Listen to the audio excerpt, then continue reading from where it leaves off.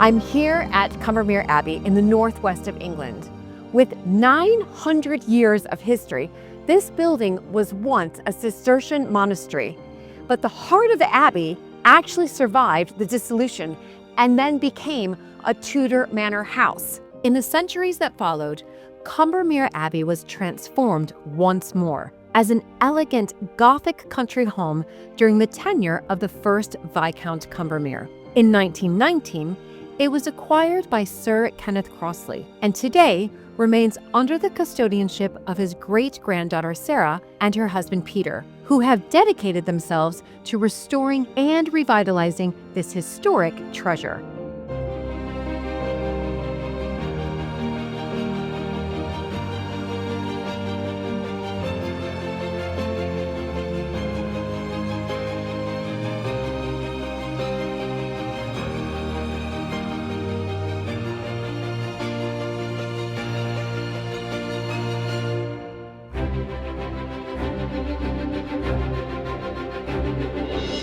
When I married into the British aristocracy, it was the start of a wonderfully exciting journey.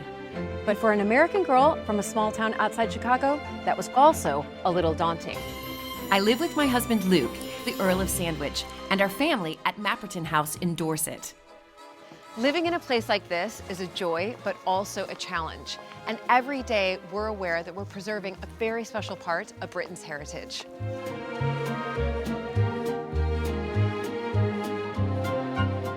Mapperton has opened up an extraordinary new world for me, and I can't wait to share it with you all.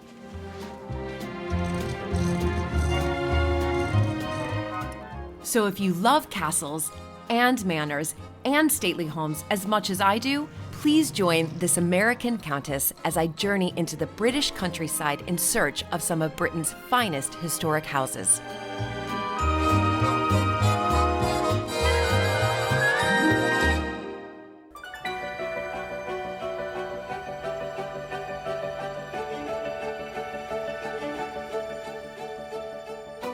Combermere Abbey rests in one of the most beautiful settings, surrounded by rolling parkland and the tranquil waters of the Mere. I couldn't wait to see Sarah again and step inside to explore the Abbey's remarkable 900 years of history and hear about the restoration projects of the past 30 years. Hello. Hello, hello. Hello. How are you? I'm great. Lovely to see you again. So nice to see you. Welcome to Combermere. It's such a wonderful drive here, walk, the bird song.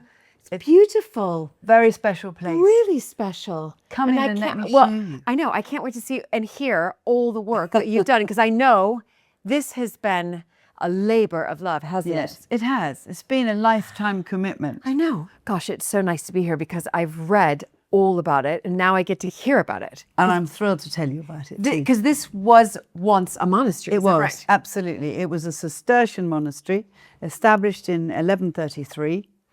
And then after the dissolution in 1538, it then became a private house. Oh my And this gosh. is the oldest part of the house. Right here. Yeah, right here. Dates back to? Dates back to monastic times.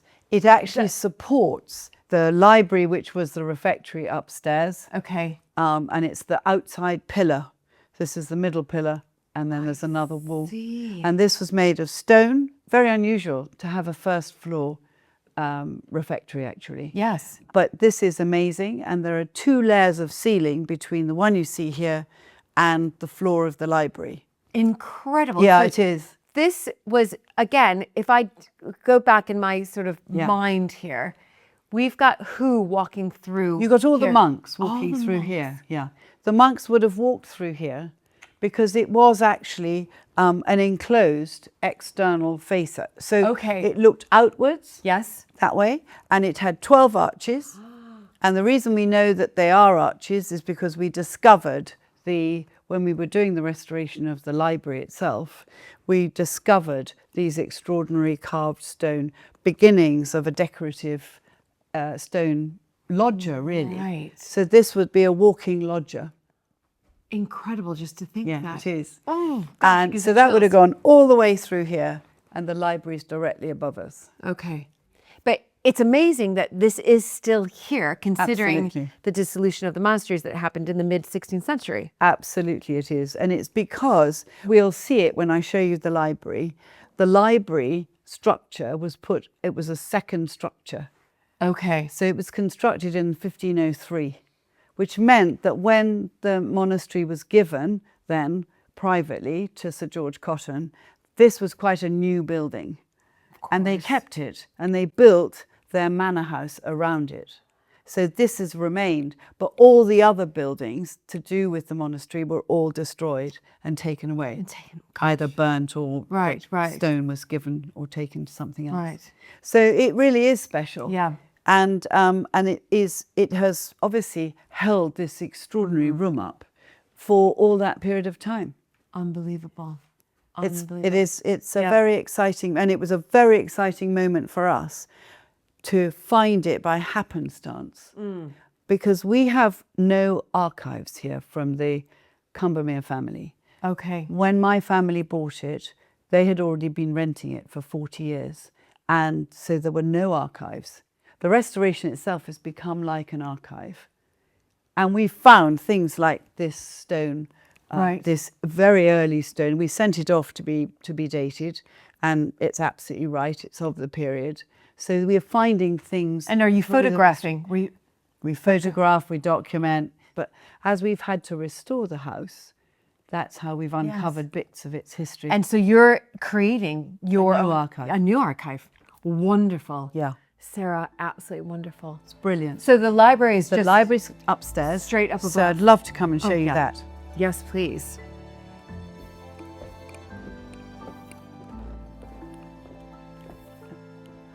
So this staircase was put in about the 1850s. Okay, much later edition. Yes, and has these wonderful little Gothic spindles there. Oh. Yeah, it's quite an interesting little touch, that actually. Oh, yes. Yes, and I quite like your chandelier here as well. That's from New York. What? So you've got this Gothic staircase and a New York apartment chandelier. So it's fantastic. Oh my gosh. So I love it anyway. Okay, It suits beautiful. here. It does suit here. Does. It's really beautiful. Does suit here. So this painting Yes. that we are looking at was one of only 2 or 3 things that my great-grandfather bought from the big sale when the Combermeres sold the estate and the house in 1919. And this is an absolutely invaluable archive. So it's the house sometime in the late 1700s when it was still a Tudor black and white building. Right. And it sat between the 2 meres. So what you see today, which is only 1 mere, which is like a banana shape that comes round in front of the house, originally was a big mere and a little mere. Oh my But this goodness. is quite it's a very detailed painting. It was done by Tillemans, who was very famous for his bird's eye views. And the curious thing is, around the time that he would have painted this, he was living at Knowsley. But there's a relationship between the Derby family and the Combermere family. So the chances are he was called on to come and do painting. Can I just ask, that is the timber frame that we see there, is it still here on the building? Yes, it is. And that's what's so extraordinary. It was Lord Combermere's Gothicization of the building. He basically built an external structure and then put the Gothic render on the top. So he put it onto a frame, leaving the timber frame behind. I see. And that has been part of the main problem at Combermere.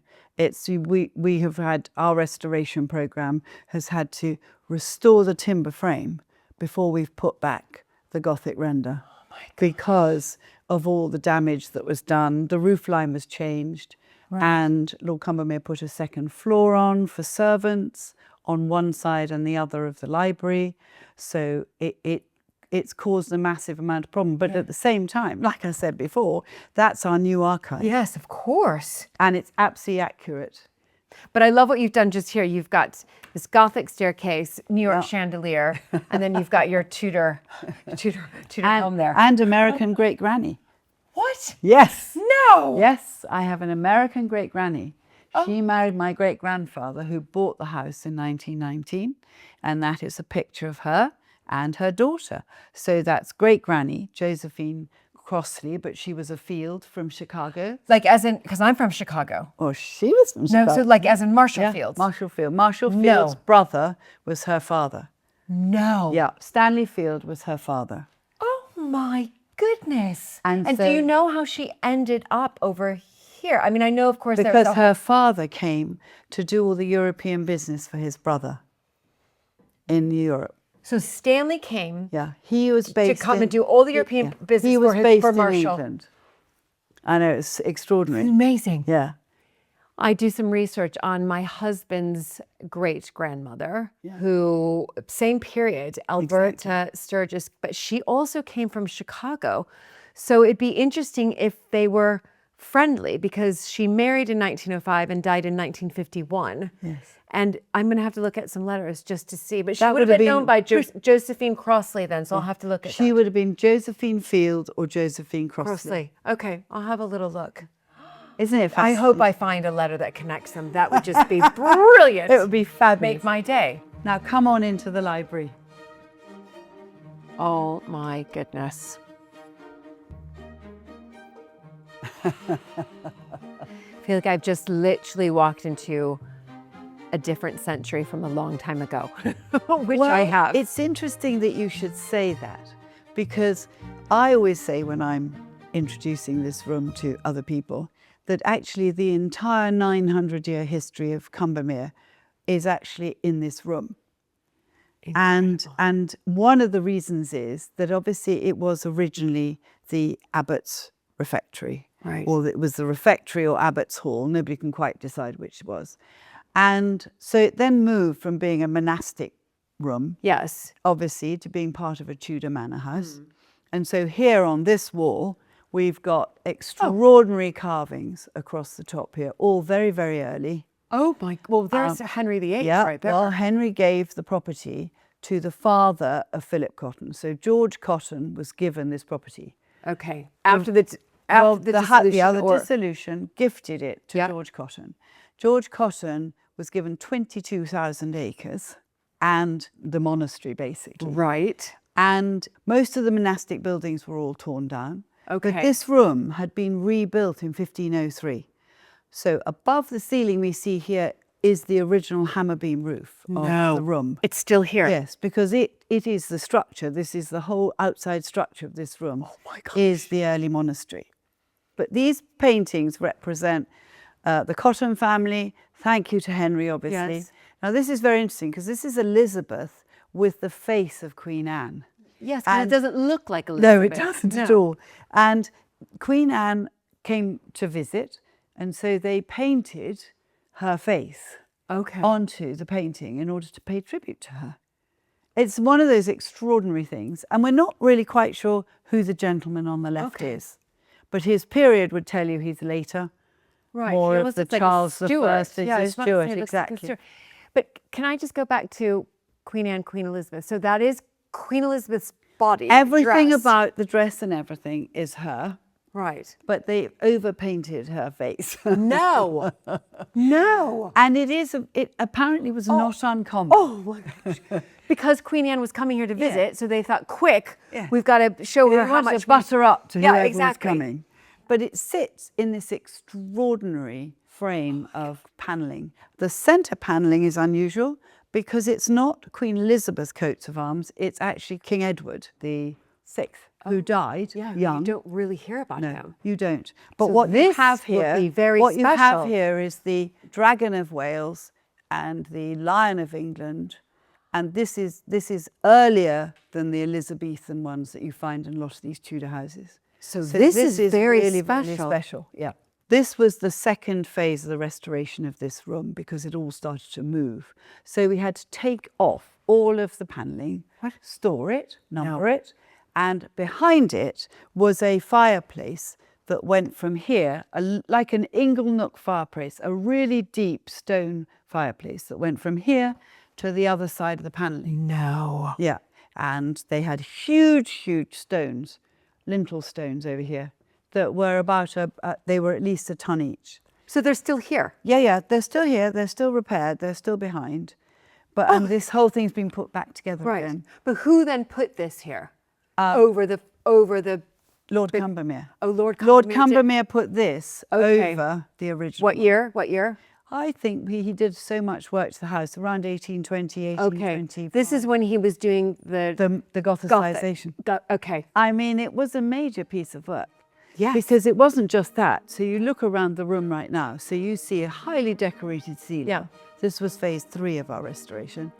And you see all these shields. Yes, all the heraldry and the impaling. So obviously wanted to say so-and-so married so-and-so. All the from Cotton family. Right. So what he did was he wanted all of his family to be remembered. So starting from 1482 over here, we go all the way around.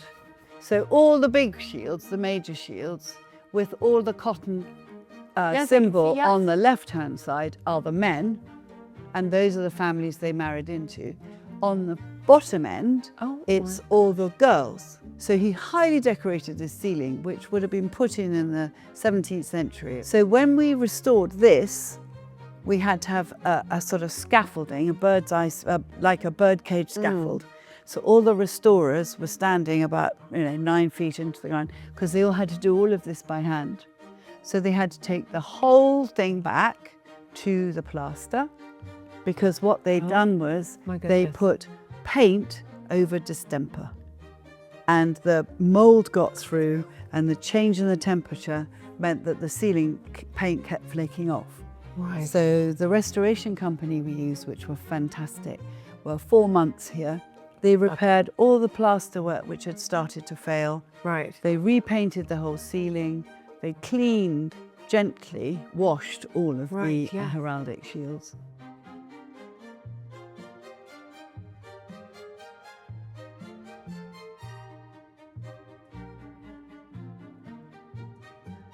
But the other fascinating thing about what we've got in this room is this painting over here, because the painting over here nearly ended up in a skip. Did it? Yes. Part of when he Gothicized the house, Lord Combermere invited the boss to come and stay with him. His boss being the Duke of Wellington. Okay, so we're back into the 1800s, 1820s period.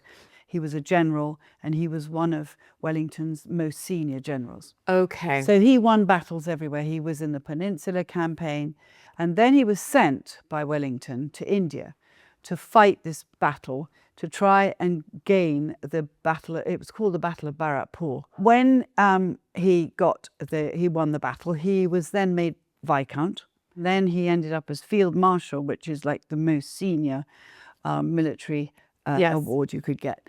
But he came back and he asked the boss to come and stay.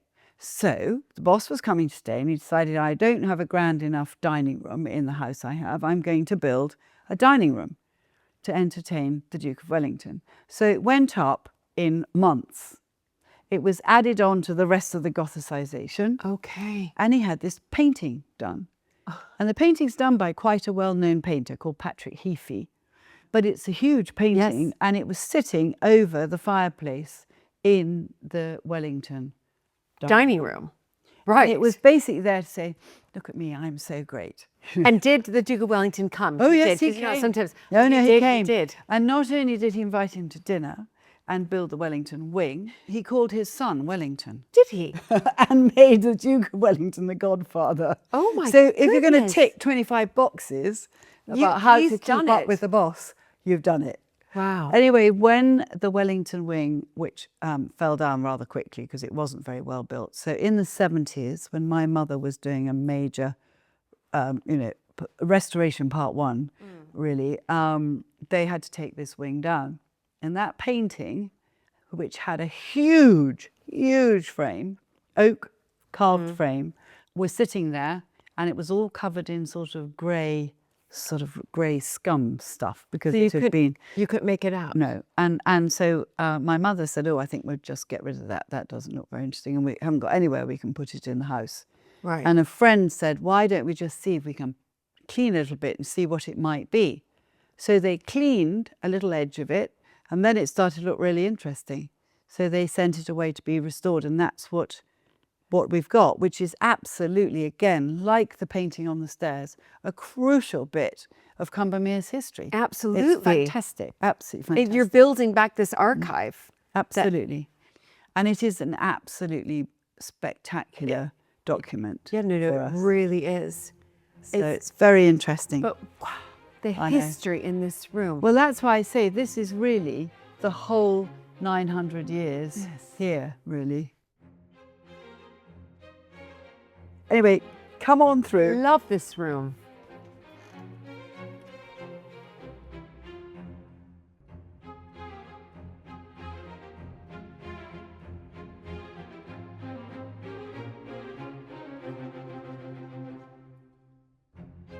Combermere is an architectural puzzle shaped by almost 1,000 years of change. From its medieval monastic roots to 19th century Gothic additions, each era has left its distinct mark.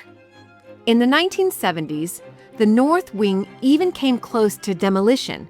Its recent restoration has been led by Sarah's husband, Peter. Hello. Julie, hi. Hi. Very nice to see you. Hi, so nice to see you. Oh my gosh, so you were project manager here. Yeah. North wing. That's right. And was there a moment, can I just ask, that you thought when you took this on and you knew that your mother wanted to demolish it, that you thought, let's just demolish it? Or did you both come together and think, no, let's try to get grants or whatever you did well, to keep actually, it? English Heritage, there was no question of demolishing it because it was Grade 1 listed. We did look at lots of alternatives though, in terms of what we were going to do with it. From demolishing it, Right. to cutting it into 3 flats, to turn it into a centre of some sort, to turning it back to as it was completely, to altering it slightly so that it worked for this next generation now. Right. So many options. But you know, every time, as you know, with Grade 1 buildings, you come up against some resistance to change. Yes. And so actually it was really probably serendipity in the end. It took a very long time, but it was serendipity in the end that we were able to rebuild it as it is now. Probably the second time in its existence that the house survived, because during the 18th century when it was Gothicised, I suspect Lord Combermere at the time also wanted to he definitely wanted a new Gothic castle. Right. So what's happened is he then encased the existing Tudor house, which is all black and white, with the Gothic exterior. Okay. And that's why the restoration project was so tricky and complex and expensive. Right. Because we were essentially restoring 2 houses, the internal house and then a Gothic exterior veneer on the outside. Putting that back. I mean, so when you were when you were restoring this wing, which I have a gazillion more questions to ask you, but were you having to take off the Gothic? Everything. So you saw the original We Tudor. had to, because that's what we mended. The process was take the roof off before it imploded, because not a single raft around the edge was decent. It was all rotted, all worn out. Wow. Take the outside off, take the inside out, and get back to the bare bones of the old Tudor structure. Wow. Yeah. And we'll see some of those in a minute. Oh my gosh. Then it was a matter of repiecing it together to make it A, structurally sound, and then B, decoratively beautiful. Back to When did this start? How many years did it take? It was 13 years fighting with planners and locals to get the permissions, Right. which would give us the money to do it through the enabling development process. But when we finally did get the money, so we got the permissions and the money towards the middle of 2013. Okay. Took a long time to get everything sorted out. Started the work in 2014, January, and completed it in June 2016. Wow. It was 2.5 years. Incredible. But Peter will tell you a bit more about the workers and the workmanship. And I lead on. Yes, please. Oh, wow. This is amazing. Oh my goodness. Okay. This is what's known as the Tudor study now. And what is interesting about it is it tells part of the story of the house from the historical evolutions it's been through. As I explained to you before, it was a house within a house. Yes. And we had the Tudor house to repair because that was also rotten, as well as the external Gothic side of it.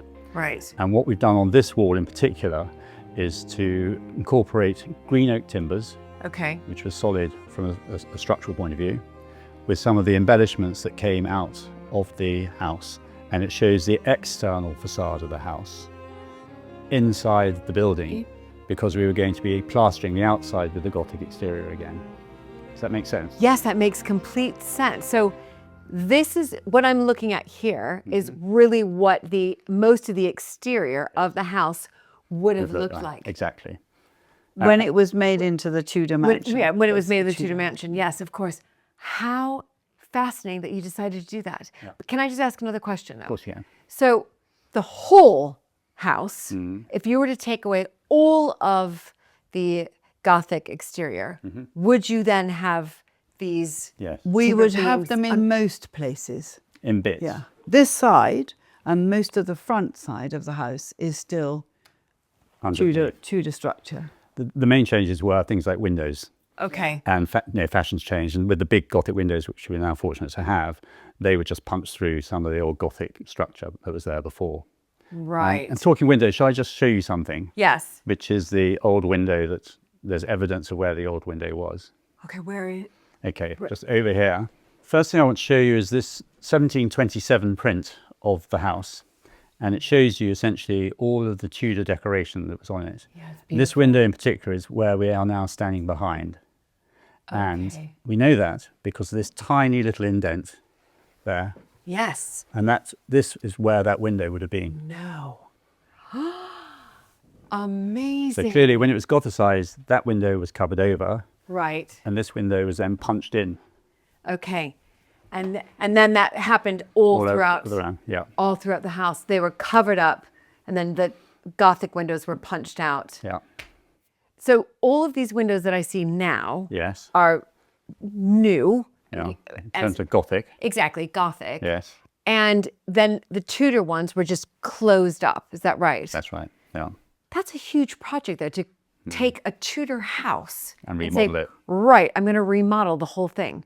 I'm not going to tear it down. I'm just going to put a house over a house in one sense. Fashion is an extraordinary thing. Yeah. But even more extraordinary was he wasn't in England when he was having it done. So he wasn't even overseeing the work. Right. He was Governor General of Barbados and the Leeward Islands and living over there for 5 years.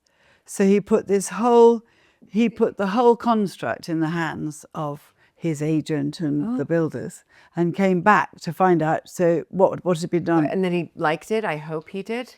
Oh, he Obviously, did. you did not do that. You were here all of the time. Is that right? For the project? Yeah, yeah. Oh, yeah. Yeah. I lived in the cabin out in the back for 2.5 years. He did come in for meals. It's amazing. But that must have just been full on for 2.5 years. Yeah. Incredible. It was the only way it was going to be done. Did you feel that every day was a new discovery to be found? I mean, because obviously finding something like that and seeing the timber frame take shape. I always was in hope there'd be a pot of gold hidden somewhere. Right, That didn't happen. In fact, I think we were both in.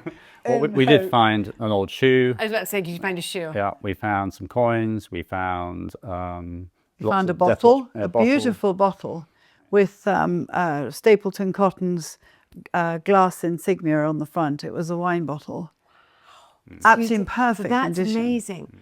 However, what we didn't want to then end up is old house, new house syndrome going on. Yes. So we then had to reclad the whole of the exterior of the complete house and bring it all into one.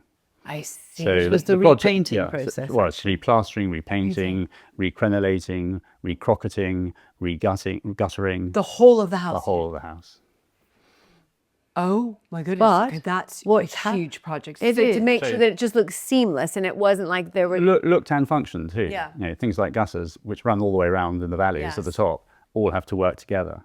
But the painting was the critical thing. Bringing it back into the same colour, because that had gone rather grey. Then things had been done at certain times different colours, so the render had gone different colours. So by bringing it back in the same colour, Yes. that's where the real completeness, to the uninitiated eye, that's Yes. where you see. We had a fun weekend, the weekend of decorators, Right. where we had gone through different colours that we thought were quite nice, painted patches on walls, both on sun walls and shadowy walls. Yes. and narrowed it down to about half a dozen different colours. And then we had lots of friends coming to stay who were decorators. By the end of the weekend, we almost had 3 times the number of colours to choose from, because everybody had their own say. It was, oh, well, this looked very nice in the south of France, and just on a house there. Well, that would look nice from that far away, but actually, no. So how did you make that We decision? went back to 2 decorators and refined the whole process down to having just a very few of us. Right. But guess But what the it's colour quite was that we fun. ended up with? Magnolia. Magnolia. It worked the best. Brilliant. It was. It always does. I mean, wonderful. honestly, this might be just the most bizarre question, but I have to ask it. Did you ever think, well, maybe we should just take off the Gothic rendering and reverse what I and didn't. put it back into the timber frame? No, I didn't. Right. Peter might have done, but I certainly I didn't. think you have to consider all options. Yes. And as we were taking things off and more was revealing itself, the more intriguing it was. However, so much of it had been messed about Right. or had rotten Right. or rotted. And the windows again, because they'd been punched through various holes, it broke the formality. Yes. And yes, you could have restored that, but I think at the end of the day it would have cost more than doing what we've done. And then you would have ended up with a house with sort of compromised outlooks. Yes, But it also exactly. wouldn't have been Combermere. No.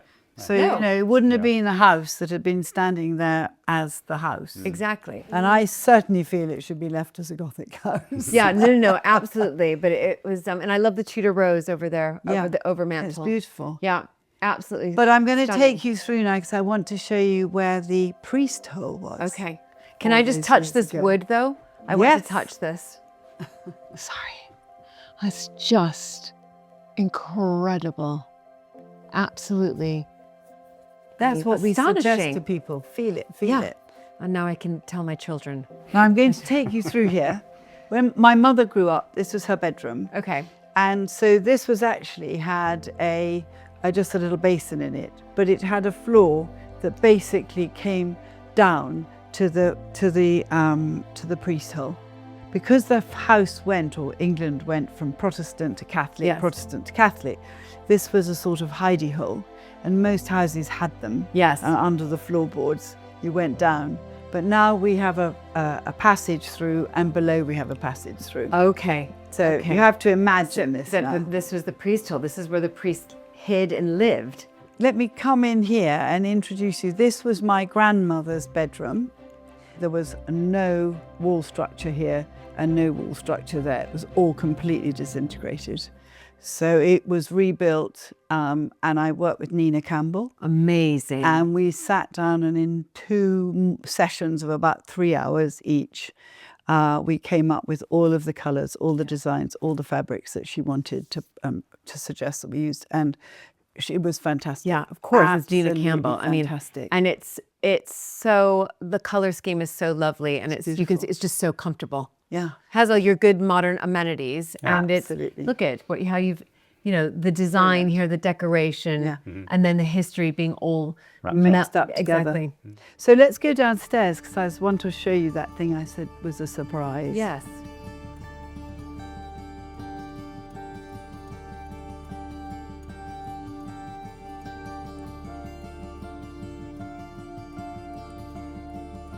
So we're coming through now where the hallway, and that obviously is the front door of into the north wing. I see. But- Okay. We're going to come through here, so the priest hole would have come all the way Down through here. So this is a rather remarkable thing that was exposed when the building was on the verge of falling down, just before we got our permissions. Okay. And so we were allowed to put a structure here, a steel structure, to support this corner of the building.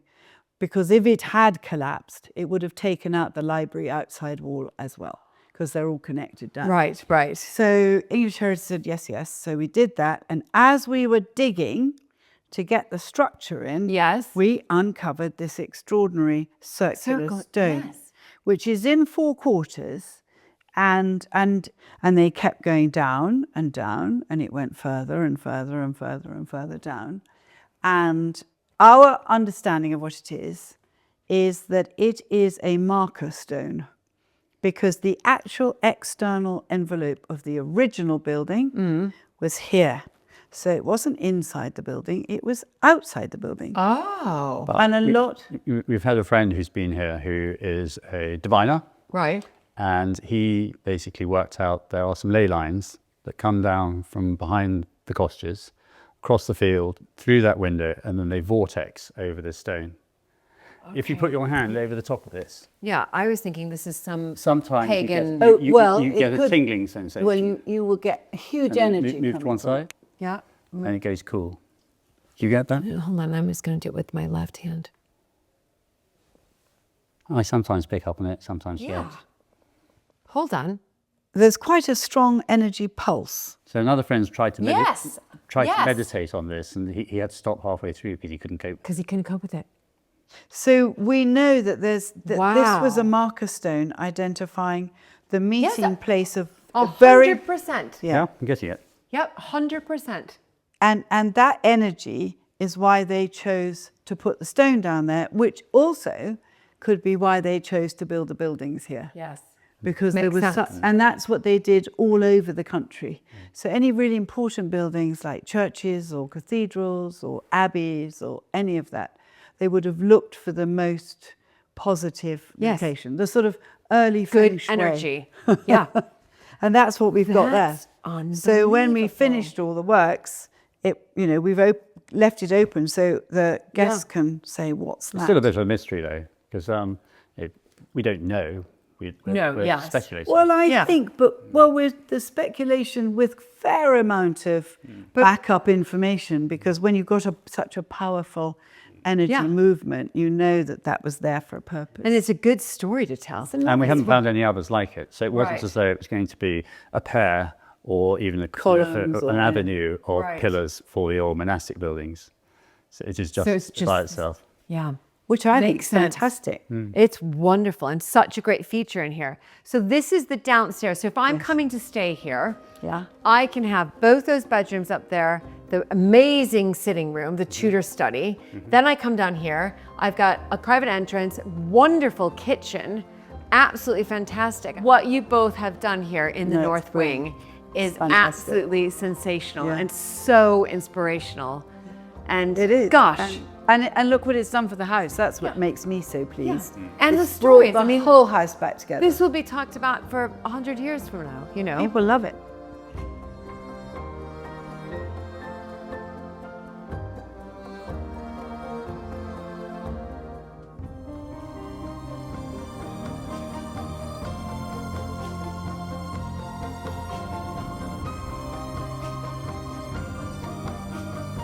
Over tea, Sarah shared more about the challenges she faced when taking on the stewardship of Combermere from her mother in 1992.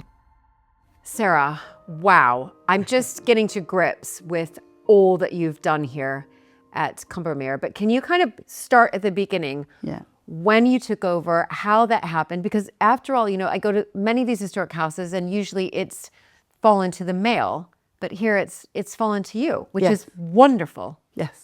Fantastic. Well, going back, my mother inherited it because her brother had died. Okay. So we came here when I was quite small.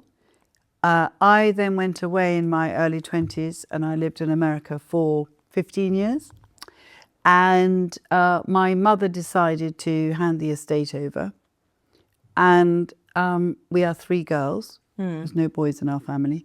So she decided in 1989 to spring it on us all with no notice, that her plan was to give it to one of us, because it was a very small estate really, would not have been able to Divide it, divide right, it yeah. into 3 or to benefit 3 people.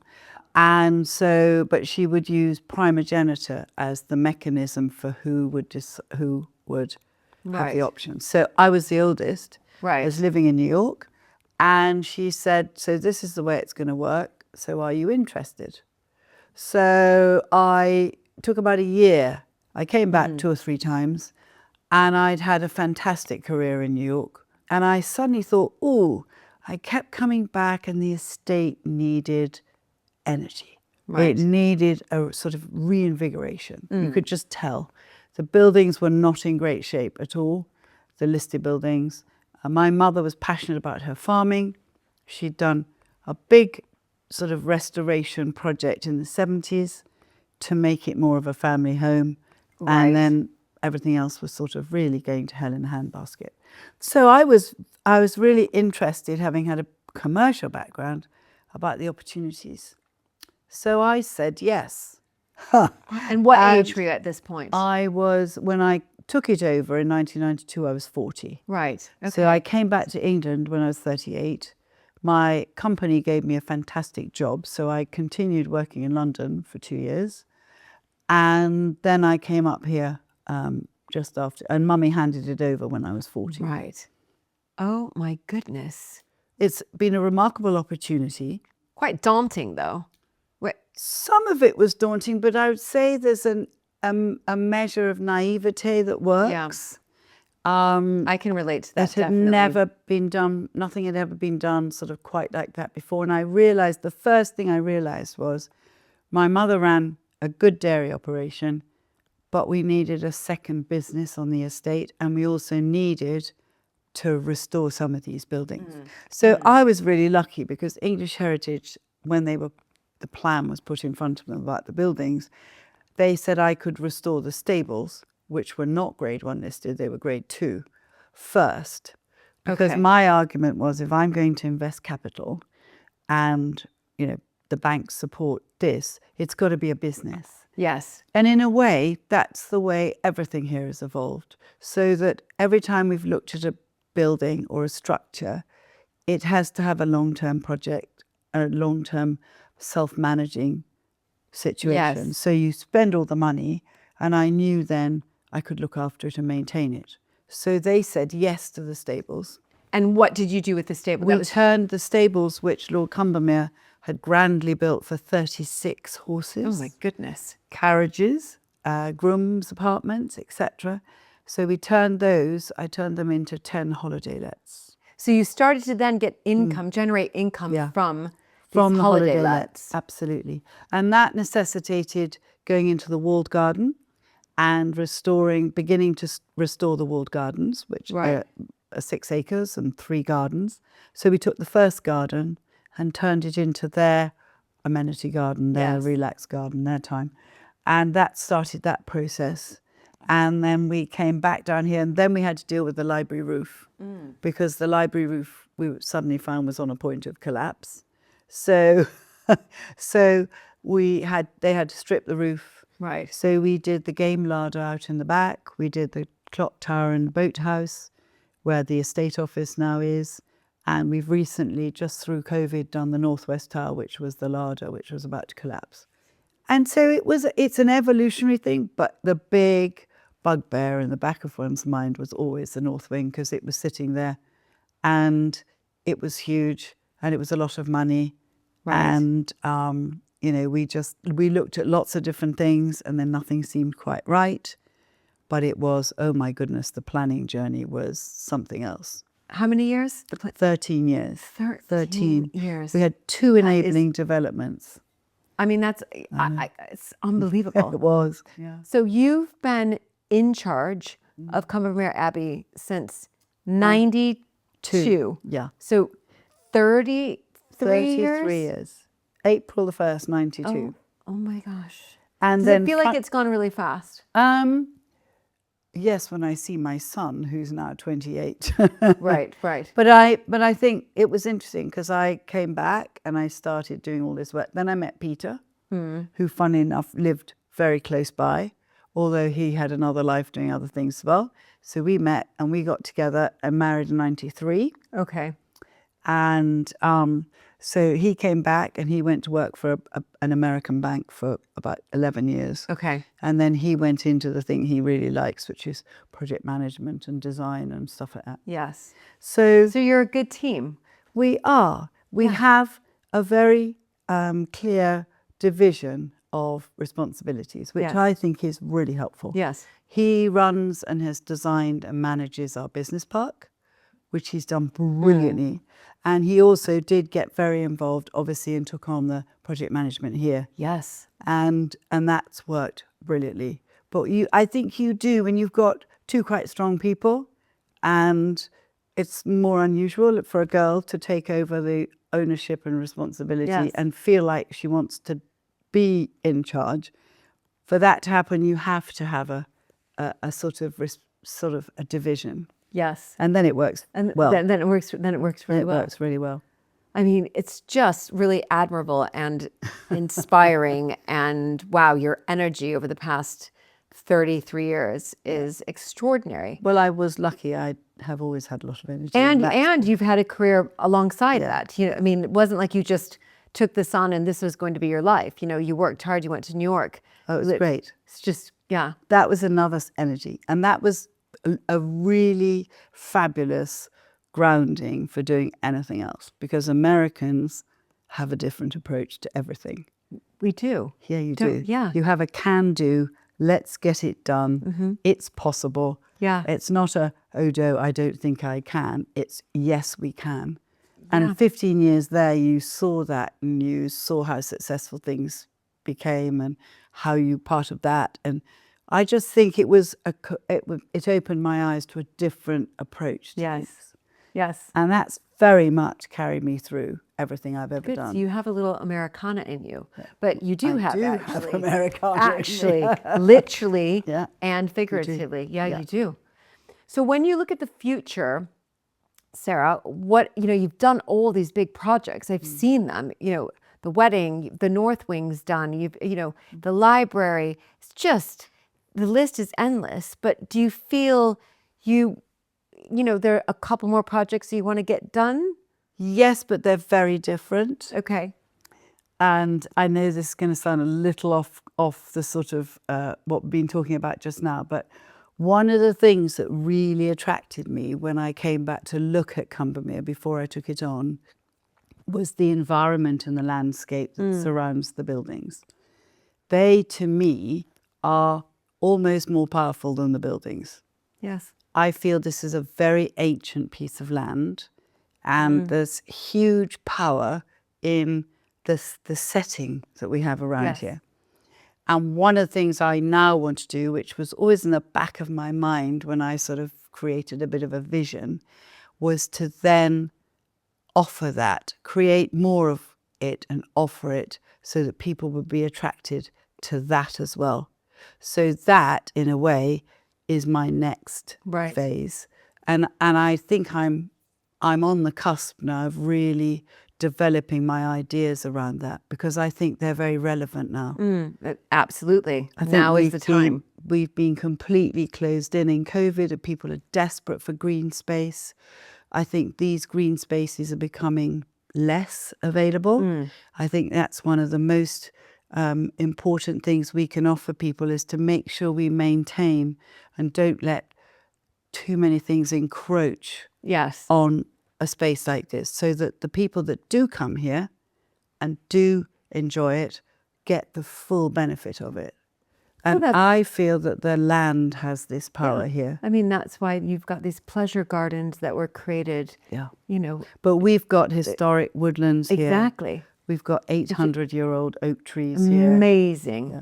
And visually, you just walk out here and there's a sort of peace Yes. that you can hear the birds, I know. you can watch the wildlife, you can drink in things Yes. that really calm people down and give them, and that's what our visitors say, that's what our guests say all the time. I feel so calm and relaxed when I leave. Brilliant. So that would be my retirement project.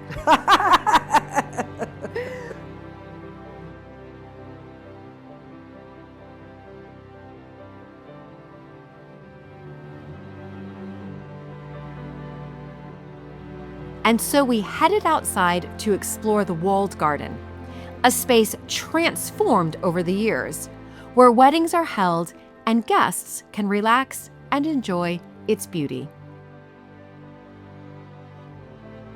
So here we are in the first wall garden, and this is the first of the 3 gardens which span 6 acres. Okay. And this was the Lovely. first garden that we designed, and we call this the geometric garden because it became the amenity garden for our leisure guests in the holiday cottage.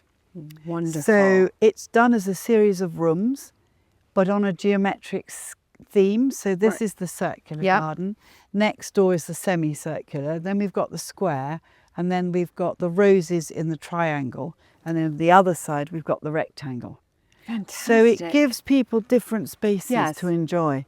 Well, this is what I love about the English gardens is that when I, first started to really discover them and go to them and visit, be on a garden tour, and they'd say, let's head into this room and this room. Yeah. And it's amazing. You walk into these spectacular gardens, but each of them have different color or scent or shape. Yeah, and I think it allows people a chance to experiment, so they're not forced to do one thing. So we've edged them with beech in some cases, and other different ways of sort of defining them in others. But this garden was very much designed, and Peter, my husband, worked very much on this one. And his theme originally was whites, silvers, blues and greens, which you can see echoed here now. Yes, very absolutely. calm, very welcoming. And then we've got these lovely, lovely large artichokes, the artichokes and the bees. I just love them. Look at them. You look at the bees and the butterflies.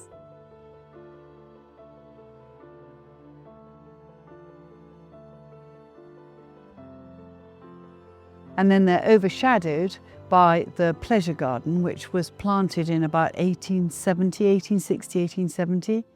And those are Wellingtonia from the Himalayas. Wow. And that's obviously a cedar of Lebanon, and various other trees. That's a tree of heaven.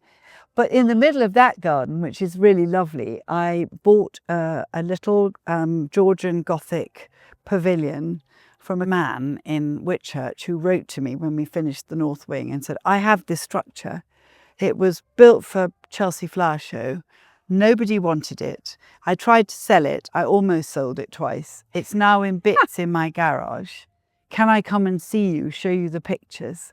So I bought it, and then we've put it up there, and it sits between the pleasure garden and the garden wood looking at the mere. So we've called it Pempy's Pavilion for my mother. Oh, that's so lovely. Which is lovely. That is. Yeah. Oh, Because fantastic. it's really nice, because all over the estate there are these places like there's Empress Wood for the Empress of Austria who came to live here for 2 years, and then there's Clare's Cover for my grandmother, and then we've got Peregrine's Plantation for our son, and we've got Pamela's Pond for my great aunt, which is wonderful. Gosh, that is a lovely It's tribute. quite nice to do Yeah. things like that. Yeah, it is. It Very is. nice. But anyway, and then we can walk through here if you like to see this, the middle wall garden, which Absolutely.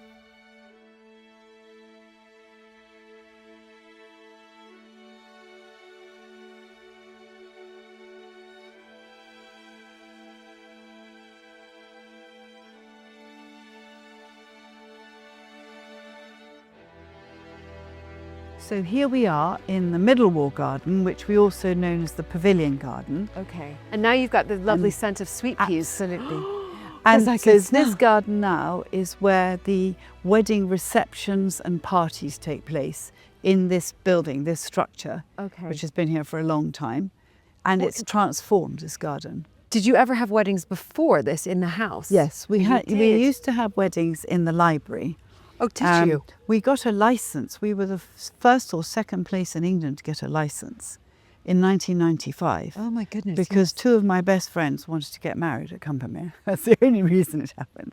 And then we realised that if we had weddings, some weddings, a few, in the Abbey every year, it would help obviously pay the bills, but also they could take the cottages and have a Yes. weekend party and have a marquee up here. So we did that for a long time. And then in 2006, when we seriously started the programme of restoration, we had to move the weddings out of the main house. And just serendipity, somebody said the glasshouse would make a wonderful place to get married. And that's what started it. So we moved Okay. everything up here, and it's simply brilliant. That's brilliant. So when was the fantastic. glass house built, though? Is that a Victorian Yeah, structure? it's a 1903 Okay. Messenger Okay. flat pack. And I was only able to save the middle bit. Okay. Because the two wings, they'd grown trees through it. It had been so destroyed. Right. But we kept the derelict structure of the centerpiece, which is like a fan. Yes. It's beautiful. And then thought, well, we'll do something with it at some point. So we rebuilt that in 2007. Gosh, And that's when we really seriously started getting into weddings. that's, I mean, but what you have done is just unbelievable. It's, I mean, Well, because you're you spanning know, from what, 1992? 92, When yeah. Yeah. There's But, something, honestly, I have to be honest with you, Sarah, like you're somebody to really, for me in particular, to look up to because you have just put your heart and soul Yeah. into this place and you can see it. Just, I mean, I'm here for a nanosecond and I can already feel it and see it, but that's so much work It that is. you and Peter have done. Yeah. It's been phenomenal. But I to think, make it work for future generations and to keep it so that Absolutely. it doesn't become derelict. well, that was my whole vision. Well, first of all, the vision was I wanted to bring energy back to Combermere because Combermere was lacking in energy. The buildings were going to hell in a handbasket. There were not enough people to bring that energy up. Yes. So the holiday cottages were done, the stables were done first, so we could bring people back in. But I've always thought, and I feel very strongly, that there was no business plan on a sheet of paper to say we're going to do this, this, this, and this. There was an evolution that happened, and every time we put a piece of the puzzle in, there was another piece of the puzzle that could be laid on top, and it Right. worked well together. So it's sort of like a patchwork quilt. Yes. And I don't want to disturb the traditional things that we have. So we have a fishing syndicate, we have a shooting syndicate, and we have other things that have gone on. The countryside traditions are maintained. But actually everything else that we run commercially is very much focused towards the 21st century, Yes. making it work. Right. And that is so important. These absolutely places vital. have to evolve. Exactly. If they're going to stay Yeah. and be preserved, but also stay within the family. Yes, You I know, would agree. You know, I think the other thing that's really fascinating is the way that the next generation are looking at things. yes. So, I mean, I will bow out and I will step back, and hopefully I won't be too bossy and want to tell everybody what to do.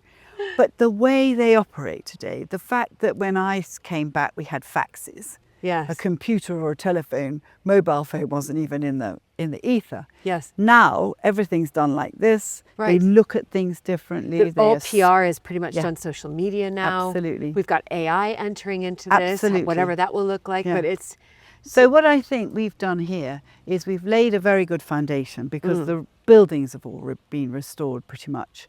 But actually the functional buildings, they all have a purpose. They all have momentum. Yes. People love coming here because they get the space. I mean, can you imagine walking into a garden like this and having all this garden, Yeah, and all have- 6 acres. right, and having to a enjoy wedding it. as well. Having a wedding, just to Wedding. have with the sun out. I know. Thank you for coming out. Well, they're doing parties too now, and they're doing event launches and things like that. And it just is it's a different It's- space. really, really clever And and it's wonderful. lovely. Of course. But there's one interesting thing in doing things like this. We've been quite faithful to the architecture. Okay. And you see in the walls here, there are these rather extraordinary stones. Yes, with with the rings. With the rings. They were originally the heating system for the glass houses that were on the other side of the wall. So they would take the stones out and put hot burning straw in them, and they had channels. So those are 3 deep, these walls, not 2. right. Okay. And so through the middle, it stuffed the hot straw in it, stuffed that thing back, and that's what kept it. And in the winter, that meant that you could still grow all the fruit and everything that you wanted to grow. so clever. Yeah. Was that Victorian? Victorian, Yeah, definitely. they were very clever. They were clever. They were good at something. I think maybe even before. Talking about fruit, Okay, let's go okay. up towards the maze. Great. Oh, that scent of sweet peas is just. I know, isn't that fun? So here we are. We were talking about fruit, and now we are in the fruit tree maze. And as you can hear, we have a lovely wedding in the background of all those people Brilliant. enjoying themselves. I love it. And we're Yes. sneaking in here. You're sneaking in. But the maze was designed by Randall Coate, and it encapsulates the mythology behind the labyrinth and fruit. Right. So he's put in here symbols. So we've got the double-headed axe, the labis, we've got the minotaur's head, we've got the 5-petal fruit system. And the maze is essentially apples and pears. This is it. I know, it's what, beautiful. So clever. I know. This is It's beautiful. extraordinary. Well, I wanted a walking labyrinth Right. in the courtyard at the holiday cottages. Okay. And Randall told me, no, that was not the right place. And then he walked through the garden. He said, you must have it here. And I went, well, I'm about to do a fruit orchard in here. He said, don't worry, we'll create a fruit tree maze. And people Yeah. love it. Yeah, yeah, yeah. And when I you love look it. down from the top, that's when you see all of the design in it, which is fantastic. Which, oh my. It's really beautiful. Now, how long ago did then you implement We this? put the maze in 1994. Okay. But all the Sorry. fruit will go off and it gets pressed and then it goes into the apple juice that goes into the wedding Yes. wrappers for the breakfast. Yes. So it's a sort of clever. sustainable circle. It's just one thing after know. another that you've just been hugely successful. You're really an inspiration to me because I just think you've really put your mind to it as to we've got to live differently than they did 100 years ago in order to make this place survive. We've got to Absolutely. make it commercial. We have to have trading. Yeah. And what? Oh, should we give Sounds 'em a like big they're clap? married. We'll give them a big clap. Give 'em a clap. Here comes the music. Another happy bride. Oh, yes. And groom. There we go. Anyway, I just want to say, well, on that note, well done. I'm clapping for you. There we go.